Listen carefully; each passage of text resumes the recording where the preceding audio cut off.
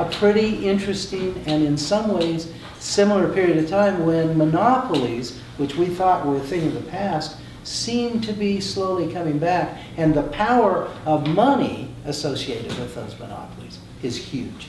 It's huge. Much huger than it would have been at this period of time. Okay. I'm always interested in the people. You know, who joined? How broad was that demographic and why? Yeah. Yeah.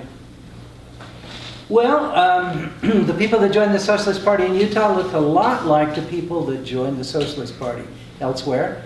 They were workers, they were farmers, they reflected the industries of Utah, mining, other kinds of industries. Some of them were immigrants, most of them were not. Some of them were male, most of them were male, some of them were women. They were professional folks. We had ministers and school teachers and others in Utah who joined the Socialist Party, just like we had people like Helen Keller and Jack London and others who joined the Socialist Party nationally. Two bishops of the Episcopal Church in Utah were both identified themselves as Christian socialists who sought to replace the rule of gold with the golden rule, they said. I think the difference in Utah is the existence of the Mormon dominance of society. And a large percentage, we've estimated around 40% of the Socialist Party, consisted of Latter-day Saints, many of whom were very active and faithful Latter-day Saints. So in some ways it looks like the Socialist Party would look anywhere. In other ways, because of the Mormon connection, it looks different. Yeah, and question, yes, McCormick. Having been raised in the mining camps of Utah and having been segregated with the black community in some of these mining camps in the childhood, it would seem to me that unionism is the closest thing to socialism in Utah. You may not define it as socialism, but for economic benefits, even a lot of the LDS joined the union for improved working conditions and better wages. And where are you from?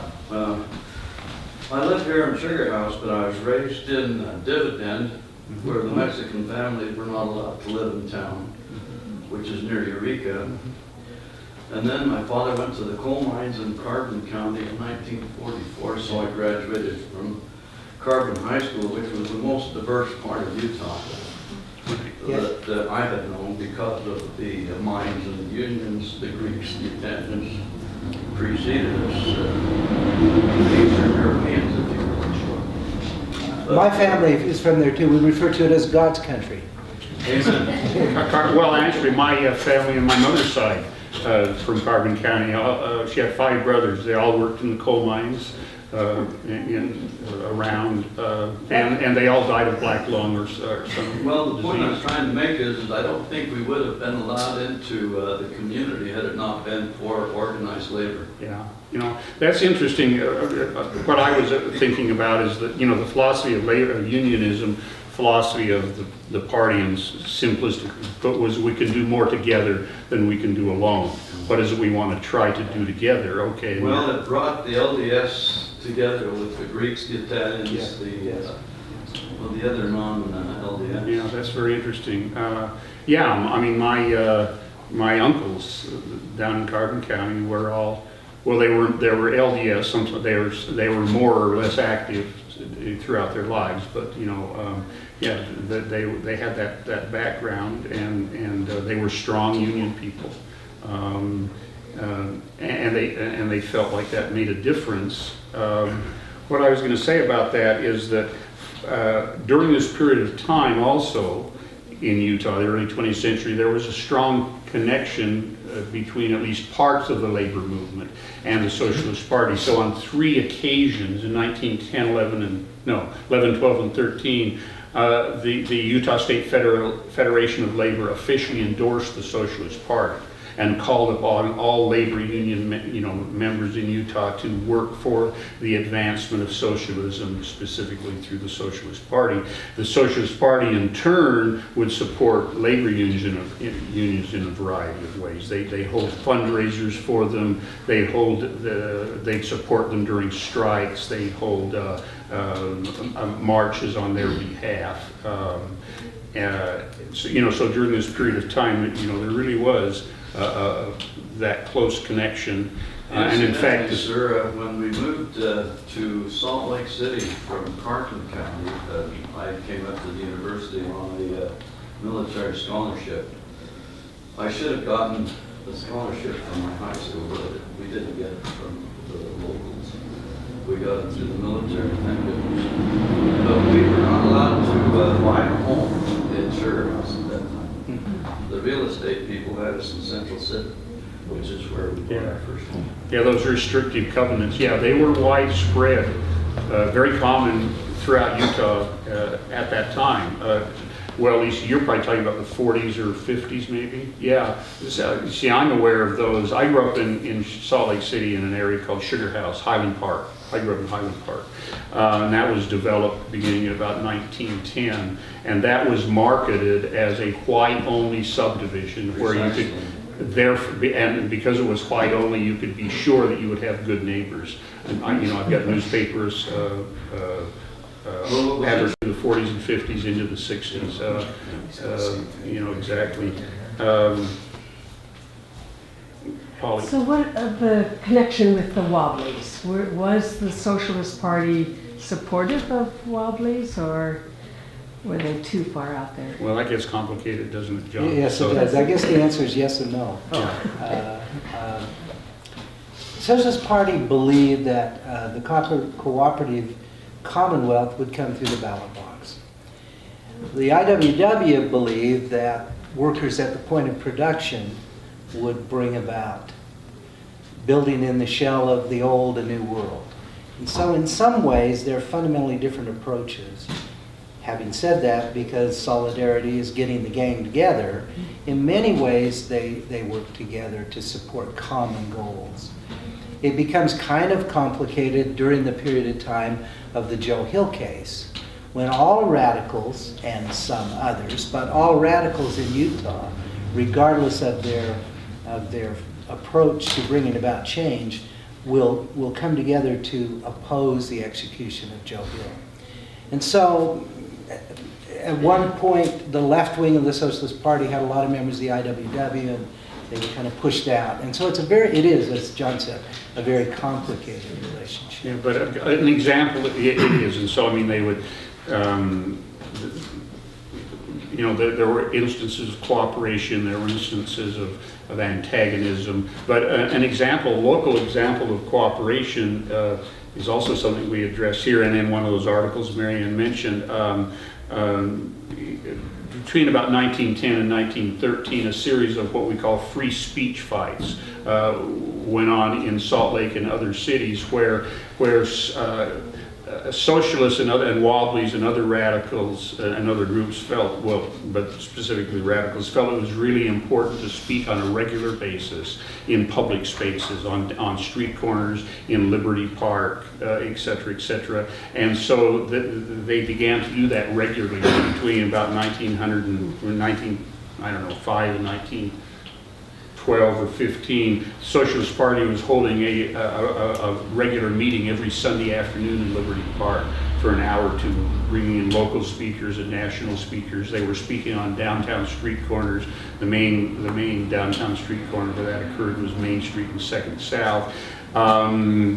The more they did that, the more concerned local businesses, businessmen, the city council, the police, a range of people that I might call agents of the existing order became alarmed and discussed and began to try to figure out ways to either discourage or prohibit radical groups, not just any groups, but radical groups from speaking in public.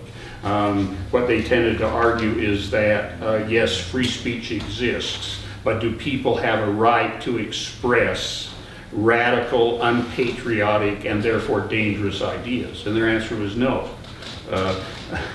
People have a right to express widely accepted, patriotic, undangerous, unthreatening ideas. And when they go beyond that, then the state or the government has a right to step in. And so the city began to pass increasingly restrictive, either enforce existing legislation like legislation against vagrancy or loitering or blocking the sidewalks, began to enforce that increasingly selectively against certain radical groups, and they began to pass new legislation designed to prevent or just like I say, discourage or prevent. So how do radicals respond? Well, first of all, initially, they contest that, and the Socialist Party of America, the Socialist Labor Party, and the Wobblies cooperate together in trying to, well, first of all, they cooperate together in trying to resist that. Second of all, they ultimately, I guess it's fair to say, fail, really, to have much success there, which hence the title of our article, we don't want to make trouble right now, and so we will just go along with this with this new legislation. That's the Wobblies. Yeah. Who on one hand cast themselves as the most radical group, and ultimately after 4 years of fighting and encountering some success and some defeats, they end up saying, all right, Enough's enough. enough's enough. Yeah. But even so, over a period of half a dozen years in Salt Lake City, you have these groups cooperating together in spite of the differences among them. Each of which in their own way, along with others obviously, but each of which in their own way are trying to get their particular slant in this marketplace of ideas. And they're doing it on street corners, they're doing it through election campaigns, they're doing it through strikes. In several places around the state, most particularly Ogden, they're doing it through the columns of the newspaper. The Ogden Examiner has a socialist column for years and years and years on a regular basis on Sundays, long columns explaining socialism. There is a real sense of competing for the support of folks in this very interesting period of time. In some ways, obviously that goes on in our time too, but it goes on in a different way. So were they relying upon moral suasion? I mean, were they trying to, obviously they're trying to influence, so was it a particular kind of rhetoric that was meant to appeal to the local? I mean, does the rhetoric of socialists in Utah have a particular Utah flavor?